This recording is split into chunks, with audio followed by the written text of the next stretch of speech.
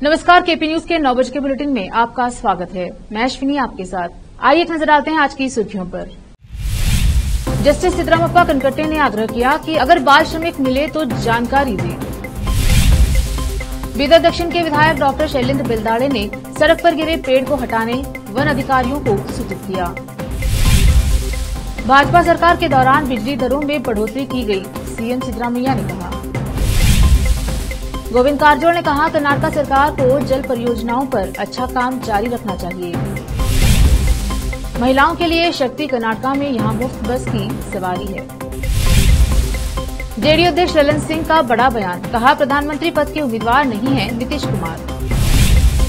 प्रियंका गांधी ने जबलपुर में किया बड़ा ऐलान, एमपी की जनता को दी गई 5 गारंटी, जाने डिटेल्स।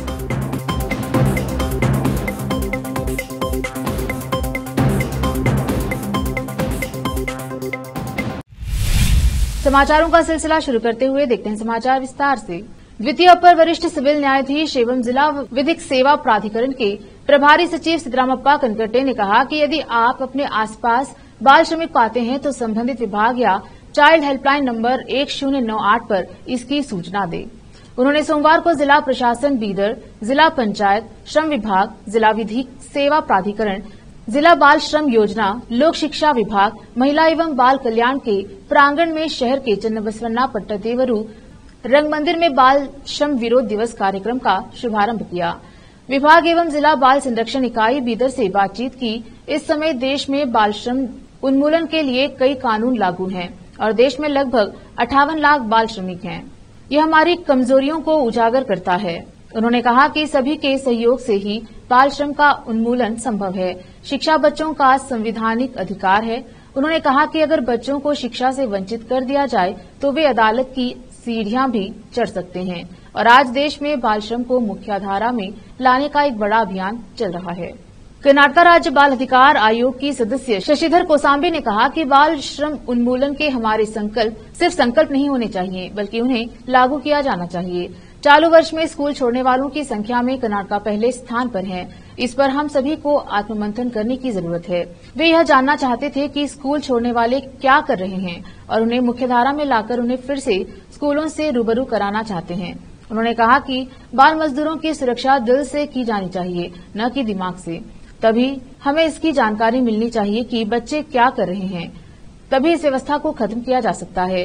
इस अवसर पर तहसीलदार संगमेश, जिला बाल संरक्षण अधिकारी गुरुराज, जिला श्रम अधिकारी एवं जिला बाल श्रम योजना के सदस्य सचिव श्रीहरि आर देशपांडे, जिला बाल श्रम परियोजना निर्देशक अर्जुन एस, बीदर सर्किल श्रम निरीक्षक के सुवर्णा, बाल कल्याण समिति की अध्यक्ष रजिया बाला भट्टी, एनजीओ फेडरेशन के अध्यक्ष शफीउद्दीन, वरिष्ठ अधिवक्ता BS Patil, father George Don Bosco संस्थान के निदेशक और अन्य उपस्थित रहे। विशेष संवाददाता की रिपोर्ट। बीदर दक्षिण के विधायक डॉक्टर शैलेंद्र बिलदाड़े ने फोन पर वन अधिकारियों से संपर्क कर बीदर के राजगिरा गांव से मनल्ली गांव की ओर जाने वाली सड़क के बीच हवा व बारिश के कारण जमीन पर गिरे पेड़ को देखकर गिरे पेड़ को हटाने के निर्देश दिए।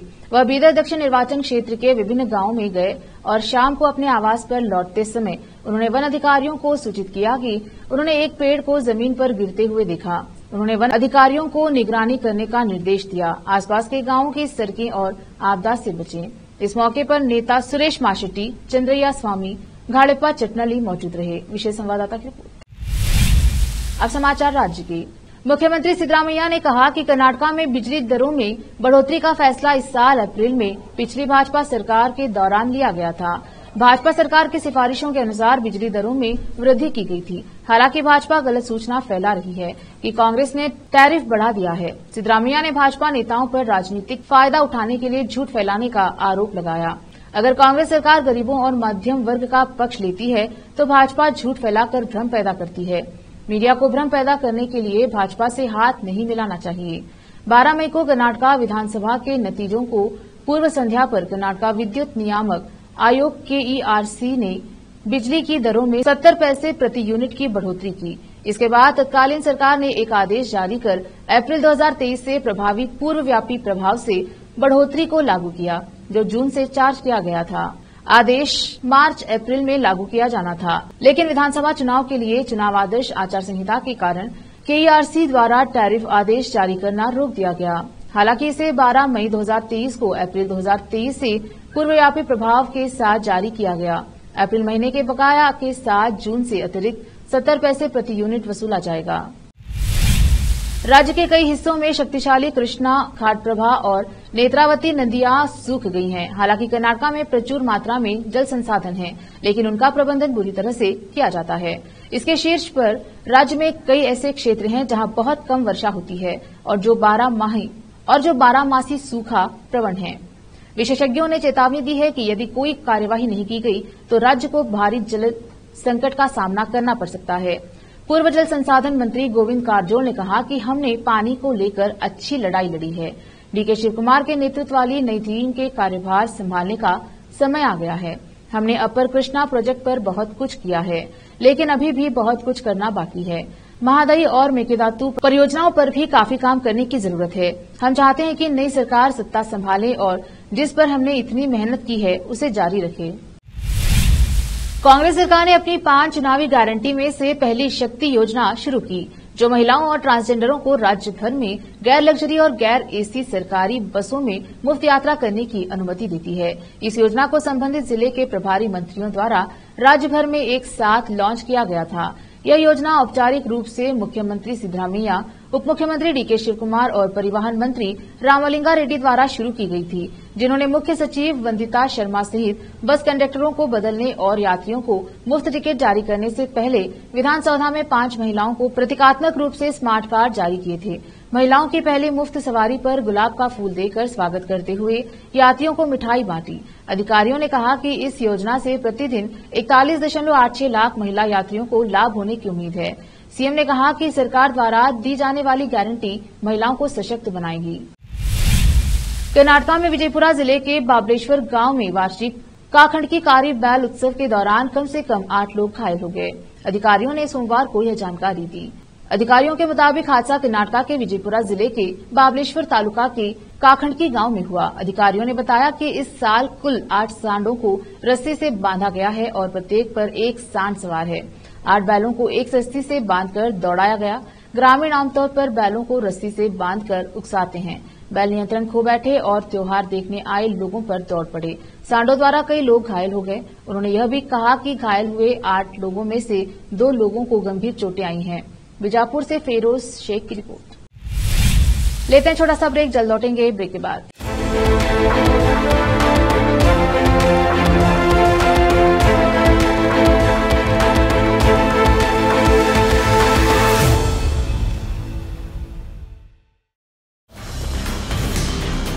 हिंदुस्तान के हर कोने में हम हैं मौजूद। 24 घंटे हालात पर गहरी नजर, खबरों से जुड़े चुपते सवालात और आपको दिखाता है धार्मिक, सामाजिक, राजनीतिक, लोकल और इंटरनेशनल न्यूज की सबसे बेहतर कवरेज, जो आपको रखती है हर पल बाखबर। देश और दुनिया भर की खबर के लिए देखते रहें KP news 24/7। Noor education trust Bidar की ओर से चलाए जाने वाला Noor MEd and BEd college Bidar, recognised by NCTE Delhi and affiliated to Gulbarga University, Gulbarga. Admission are open for the academic year 2022-23. विशेषज्ञ और सक्षम शिक्षकों द्वारा शिक्षा प्राप्त करने के लिए नूर एमएड एंड बीएड कॉलेज में दाखिला लें और शांत वातावरण में शिक्षा प्राप्त करें। बीदर शहर में बेहतर शिक्षा का एकमात्र केंद्र Noor MEd and BEd college, Shahpur gate, Bidar. Phone numbers 9945283920, 8482221297। Break के बाद स्वागत है आपका। देखते हैं समाचार। साल 2024 के लोकसभा चुनाव से पहले विपक्षी दलों को एकजुट करने में लगे बिहार के सीएम नीतीश कुमार को लेकर जेडीयू अध्यक्ष ललन सिंह का बड़ा बयान सामने आया है। ललन सिंह ने पटना में कहा कि नीतीश कुमार देश के प्रधानमंत्री पद के उम्मीदवार नहीं हैं। वे भाजपा मुक्त देश के निर्माण के लिए आगे बढ़े हैं और विपक्षी एकता को एक करने में लगे हैं। जब देश भाजपा मुक्त हो जाएगी तो सभी पार्टी बैठकर तय करेगी कि देश का मुखिया कौन होगा। ललन सिंह ने कहा कि आप लोग ये जो नारा लगाते हैं उससे विपक्षी एकता में रुकावट पैदा होती है, ऐसा कभी मत करिएगा। हम पार्टी और पूरे प्रदेश के कार्यकर्ताओं से आग्रह करेंगे कि जब चुनाव हो जाएगा, देश भाजपा मुक्त हो जाएगा, जिस तरह पटना में सभी पार्टी साथ में बैठकर आगे की रणनीति तय करेंगे, उसी तरह सभी मिलकर तय करेंगे कि देश का मुखिया कौन होगा। ललन ने ये भी कहा कि देश का मुखिया जो भी होगा वो देश में लोकतंत्र को स्थापित करेगा। यह हमारी नेता का संकल्प है। उम्मीदवार नहीं है, नीतीश कुमार जी प्रधानमंत्री के उम्मीदवार नहीं हैं। नीतीश कुमार जी भाजपा मुक्त देश के निर्माण के लिए आगे बढ़े हैं और विपक्षी एकता को एक करने में लगे। आप लोग इस तरह का नारा लगाते हैं, इससे विपक्षी एकता को में रुकावट पैदा होता है। ऐसा कभी मत करिएगा।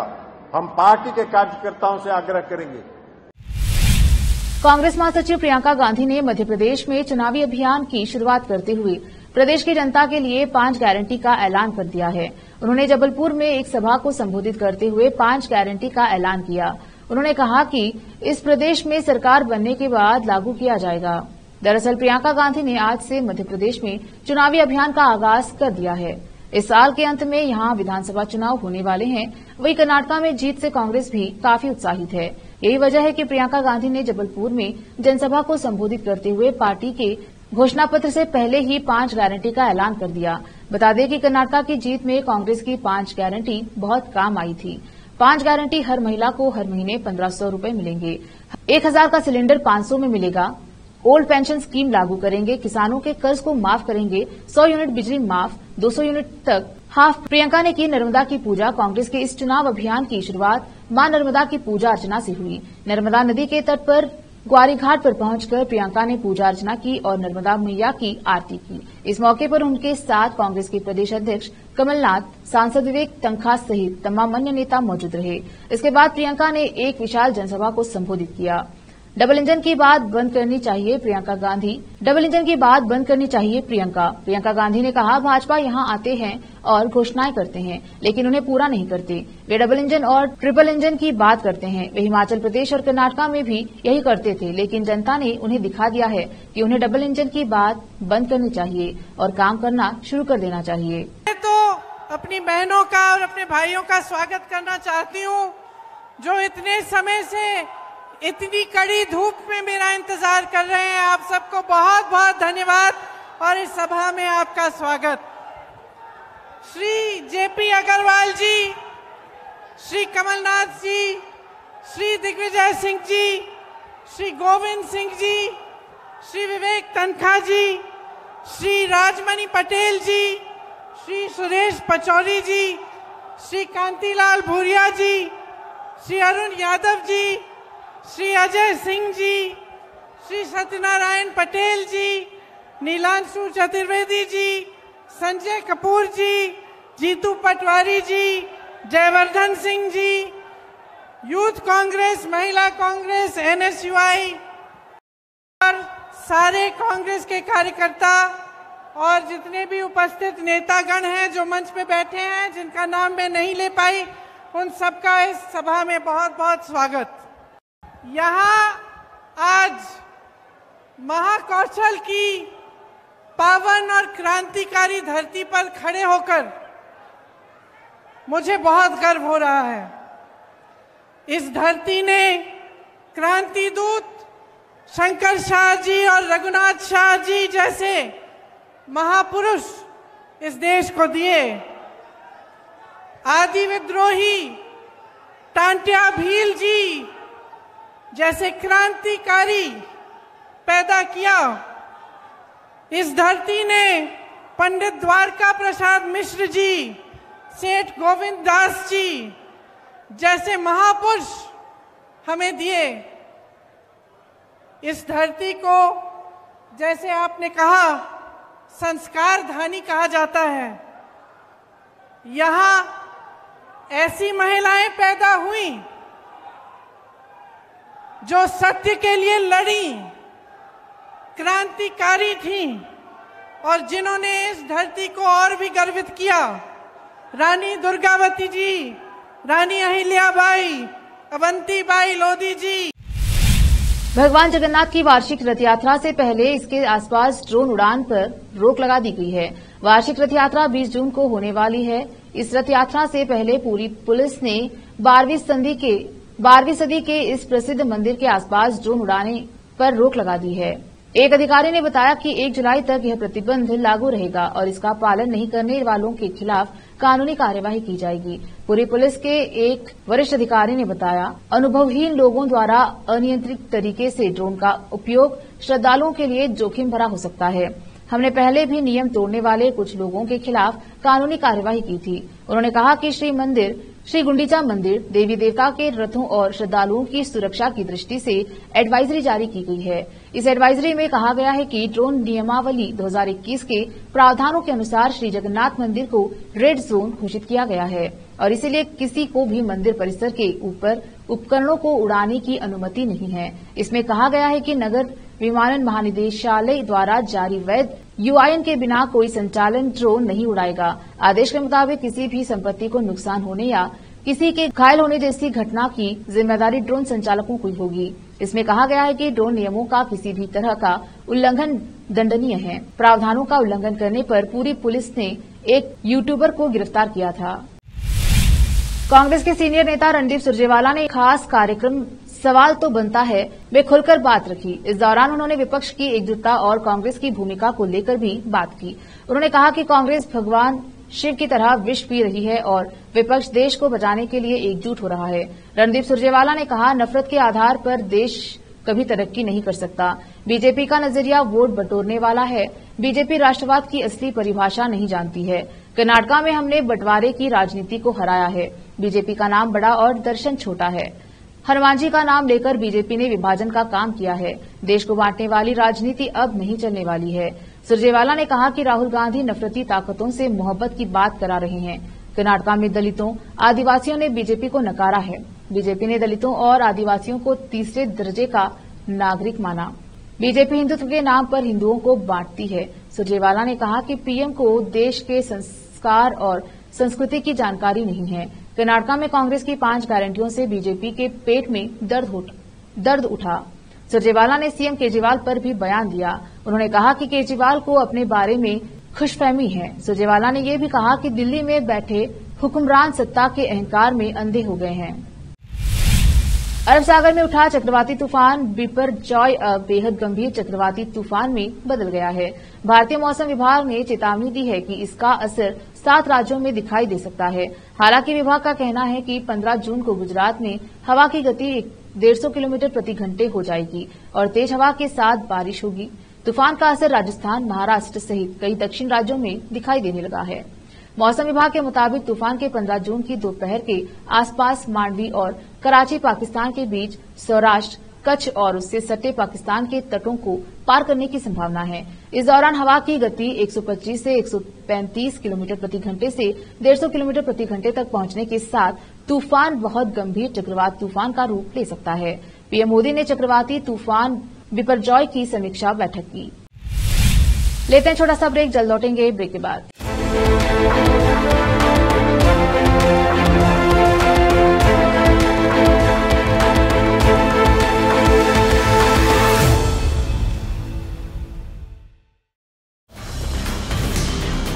हिंदुस्तान के हर कोने में हम हैं मौजूद। 24 घंटे हालात पर गहरी नजर, खबरों से जुड़े चुपते सवालात और आपको दिखाता है धार्मिक, सामाजिक, राजनीतिक, लोकल और इंटरनेशनल न्यूज की सबसे बेहतर कवरेज जो आपको रखती है हर पल बाखबर। देश और दुनिया भर की खबर के लिए देखते रहें KP news 24/7। Noor education trust Bidar की ओर से चलाए जाने वाला Noor MEd and BEd college Bidar, recognised by NCTE Delhi and affiliated to Gulbarga University, Gulbarga. Admission are open for the academic year 2022-23 विशेषज्ञ और सक्षम शिक्षकों द्वारा शिक्षा प्राप्त करने के लिए नूर एमएड एंड बीएड कॉलेज में दाखिला लें और शांत वातावरण में शिक्षा प्राप्त करें। बीदर शहर में बेहतर शिक्षा का एकमात्र केंद्र Noor MEd and BEd college, Shahpur gate, Bidar. Phone numbers 9945283920, 8482221297। Break के बाद स्वागत है आपका। देखते हैं समाचार। अब देखते हैं समाचार विदेश के। चक्रवाती तूफान बिपरजॉय साइक्लोन बिपरजॉय को लेकर पाकिस्तान में सरकारी अमला भी अलर्ट मोड पर आ गया है। पाकिस्तान के दक्षिणी सिंध प्रांत में निचले तटीय इलाकों से लोगों को निकालकर सुरक्षित स्थानों पर पहुंचाने का काम शुरू किया गया है। चक्रवाती तूफान के और मजबूत होने एवं इसके प्रभाव से भारी बारिश तथा तेज हवाएं चलने के आसार हैं। सभी संबंध अधिकारियों को सतर्क रहने के आदेश दिए गए हैं। अरब सागर के ऊपर बना यह चक्रवात रविवार को बेहद गंभीर चक्रवाती तूफान में तब्दील हो गया।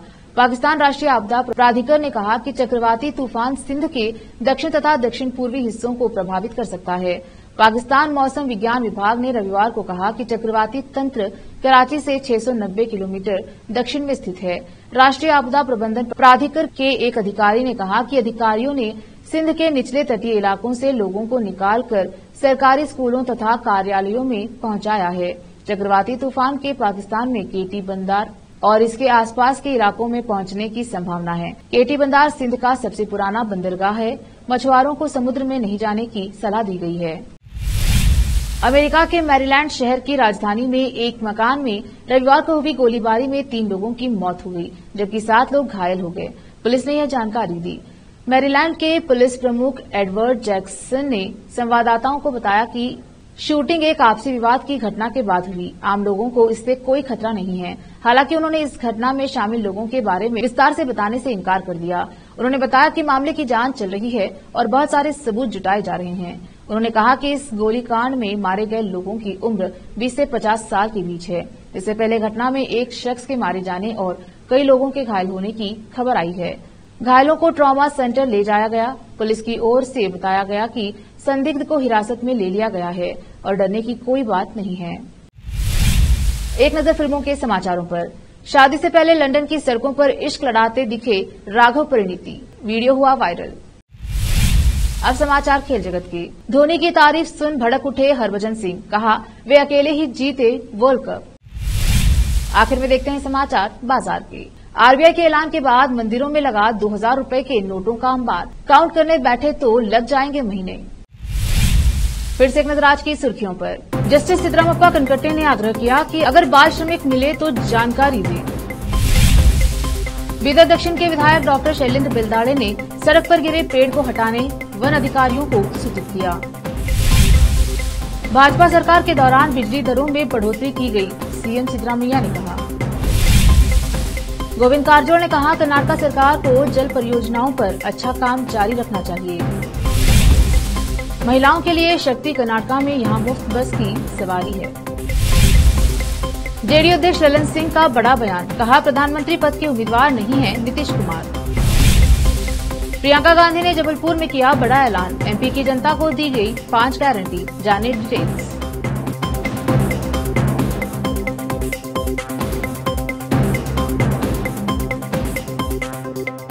केपी न्यूज के 9 बजे के बुलेटिन में आज इतना ही। देखते रहिए केपी न्यूज 24/7। धन्यवाद।